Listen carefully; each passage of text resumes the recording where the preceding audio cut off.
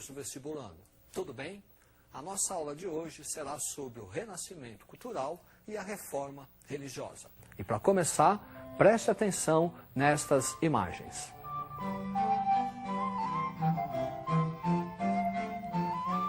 Identificou?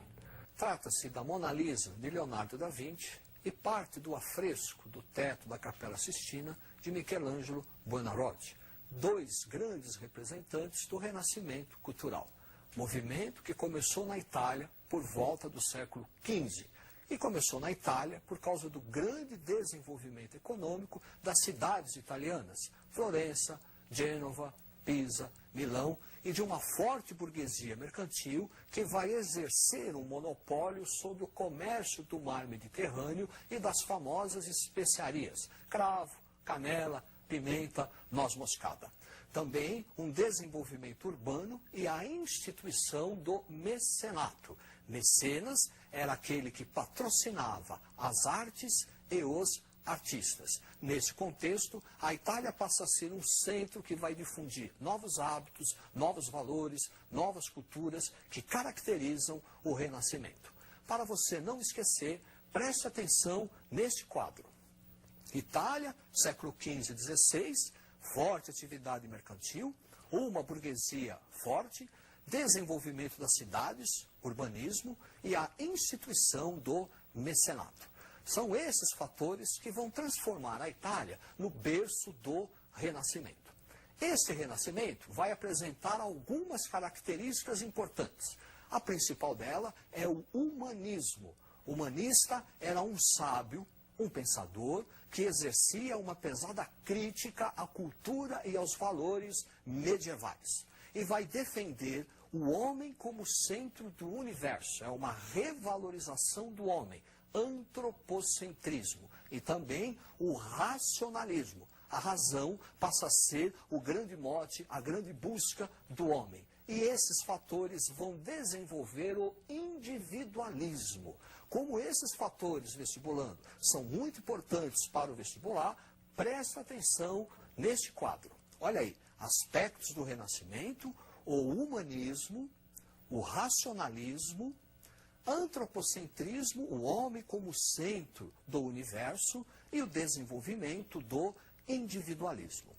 Quando falamos de Renascimento, nós vamos ter três formas de Renascimento: no campo literário, no campo artístico e no campo científico. No literário, nós vamos ter, na Itália, Nicolau Maquiavel, que é o autor da obra O Príncipe, se transformando no primeiro teórico do absolutismo monárquico. Na Holanda, nós vamos ter Erasmo de Roterdã, com a sua obra O Elogio da Loucura, que é uma dura crítica aos costumes e à igreja medieval, abrindo caminho para a reforma religiosa.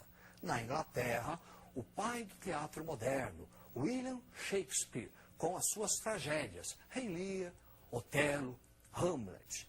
Em Portugal, Luís Vaz de Camões, com a sua epopeia Os Lusíadas, exaltando as grandes navegações, em especial a viagem de Vasco da Gama.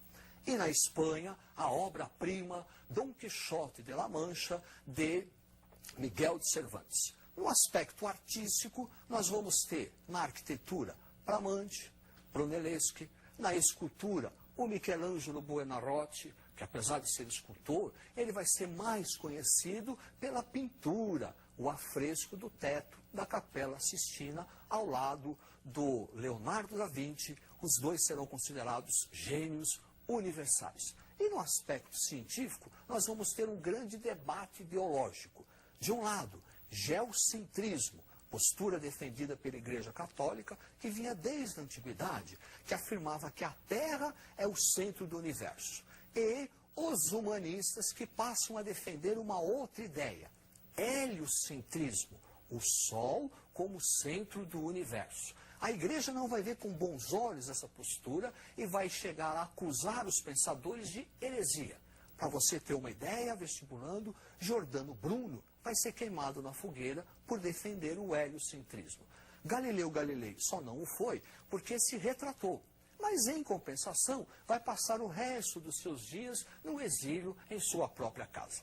Para você não esquecer o que foi dito até agora, preste atenção nesse quadro. Formas do Renascimento. O literário, Maquiavel, Erasmo de Roterdã. O artístico, Michelangelo e Leonardo da Vinci. E no científico, embate entre heliocentrismo e geocentrismo. Como nós falamos de ser queimado na fogueira, nós vamos começar agora a falar da reforma religiosa.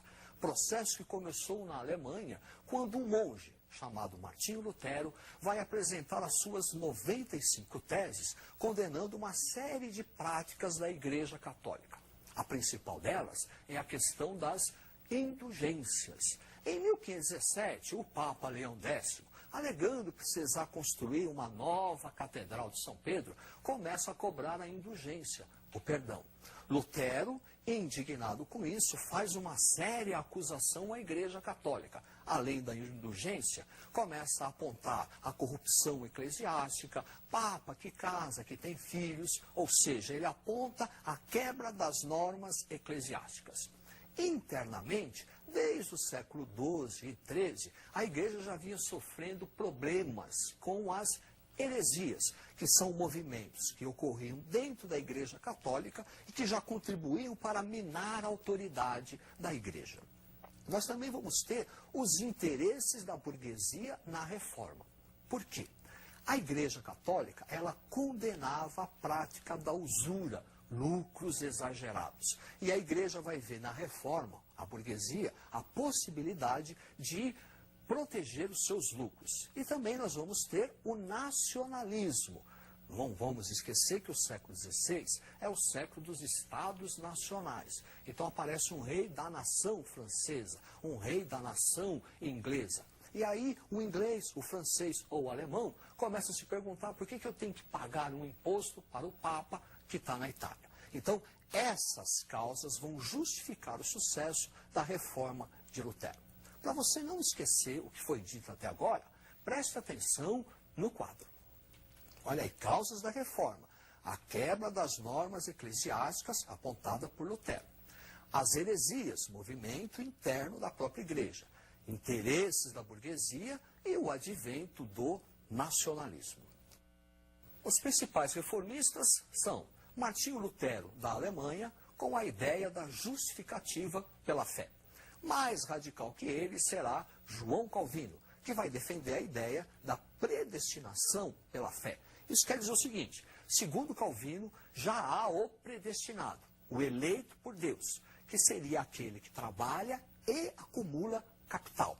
Essa ideia será muito interessante e nós vamos desenvolver depois. E na Inglaterra, Henrique VIII, o rei, vai criar a sua igreja, a Igreja Nacional da Inglaterra, a Igreja Anglicana.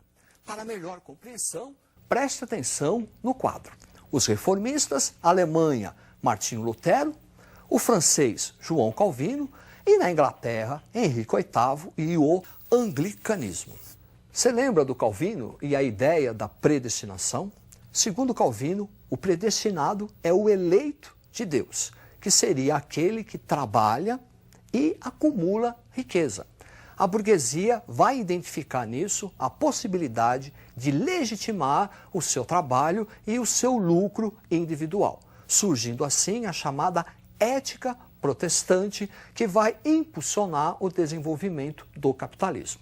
Desta forma, a burguesia europeia começa a abraçar as ideias de Calvino, ocorrendo uma expansão da reforma.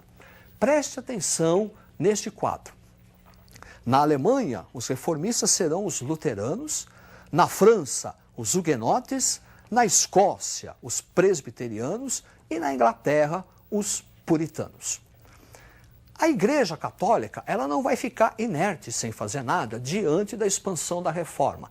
Ela, a Igreja, faz a sua reforma. E a reforma da Igreja Católica é chamada de Contra-Reforma. As decisões da Contra-Reforma foram tomadas no Concílio de Trento, que vai manter todos os dogmas da Igreja Católica, manter os seus rituais, criação de seminários. Também no Concílio de Trento vai ser criado o Índex, que é uma lista de livros proibidos de serem lidos. É a censura eclesiástica. Também vai ser reativado o Tribunal Eclesiástico, a Santa Inquisição, que já existia na Baixa Idade Média, mas que, a partir dos tempos modernos, vai exercer uma profunda intolerância religiosa para conter a expansão, queimar os hereges na fogueira. E também a criação das ordens religiosas, para difundir a fé cristã para fora da Europa. Nesse sentido, a principal ordem religiosa será a Companhia de Jesus, que vai ter uma fortíssima atuação aqui na América. Então, preste atenção neste quadro. Principais decisões da Contra-Reforma, tomadas no Concílio de Trento, a reativação da Santa Inquisição, o Tribunal Eclesiástico, o Index, que é a relação de livros proibidos de serem lidos, e a Companhia de Jesus. Tanto o Renascimento como a Reforma religiosa vão contribuir para a formação do pensamento do homem moderno. O Renascimento na mudança de mentalidade e a Reforma religiosa com a quebra da ruptura da unidade religiosa. Assim, espero que você estude essa aula e até a próxima.